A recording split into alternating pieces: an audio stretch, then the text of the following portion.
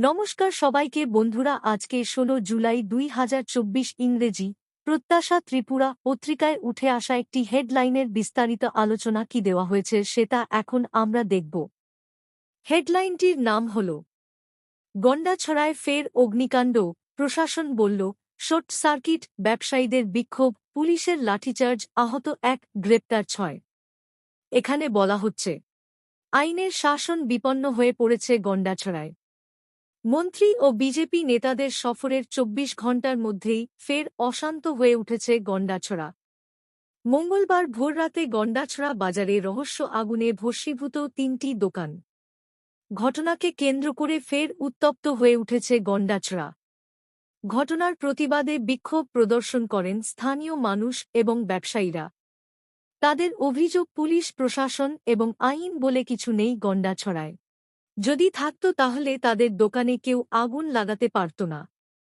যদিও পুলিশের বক্তব্য, তিতলি ঘাট, হরিপুর, নারায়ণপুর এবং ৩০ কার্ড এলাকা সহ গন্ডাছড়া বাজারে গতকাল থেকেই নিরাপত্তা বাহিনী মোতায়েন করা হয়েছিল এবং রাতভর নিরাপত্তা বাহিনী টহল দিয়েছে এলাকায়। এই অগ্নিকাণ্ডের ঘটনাটি ঘটেছে শর্ট সার্কিট থেকে। পুলিশের এই বক্তব্যকে মেনে নিতে পারছেন না সাধারণ মানুষ।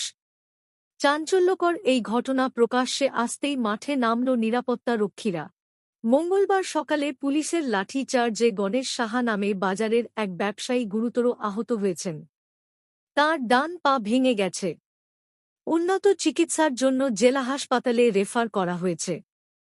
অপরদিকে ১৬৩ বিএনএ আইন অনুযায়ী পুলিশ ৬ যুবককে গ্রেপ্তার করে গন্ডাছড়া থানায় নিয়ে আসে। এলাকায় থমথমে পরিস্থিতি বিরাজ করছে। তবে পুলিশের ভূমিকা নিয়ে প্রশ্নের মুখে প্রশাসন। জানা গেছে, গন্ডাছড়া থানার ওসি পলাশ দত্ত ঘটনার অনেক আগে থেকেই ছুটিতে আছেন। কিন্তু গন্ডাছড়ার এসটিপিও দায়িত্ব কর্তব্য পালনে সম্পূর্ণ ব্যর্থ। একইভাবে ব্যর্থ ধলাই জেলার এসপি আইপিএস অবিনাশ রায়। স্থানীয় মানুষ মুখ্যমন্ত্রীর হস্তক্ষেপ দাবি করেছেন এবং দোষী পুলিশ অফিসারদের বিরুদ্ধে কঠোর ব্যবস্থার দাবি জানিয়েছেন। বন্ধুরা, খবর আপাতত এই পর্যন্ত। বন্ধুরা, ভিডিওটি ভালো লাগলে লাইক, শেয়ার, সাবস্ক্রাইব করে আমাদের সঙ্গে থাকুন। ধন্যবাদ সবাইকে ভিডিওটি দেখার জন্য।